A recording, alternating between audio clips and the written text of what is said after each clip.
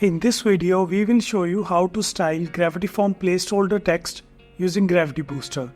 If you want to create a beautiful responsive design without touching any CSS or theme files, Gravity Booster is the perfect solution. Let's get started. First things first, you need to install and activate Gravity Booster from official WordPress plugin repository.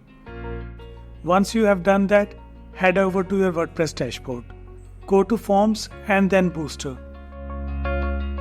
Select the form you want to style and the page will automatically reload with the style settings. Now let's navigate to the Placeholders section. Here you will find several settings to customize your placeholder text. Font style. This setting lets you make placeholders bold, italic, uppercase and underlined.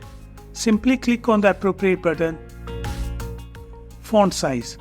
You can easily adjust the size of the placeholder text. There are separate options for desktop, tablet and mobile font sizes. Font color. Change the color of your placeholders using the color picker or by inputting the hex code. This allows you to match the placeholder text perfectly with your website's theme. And that's it.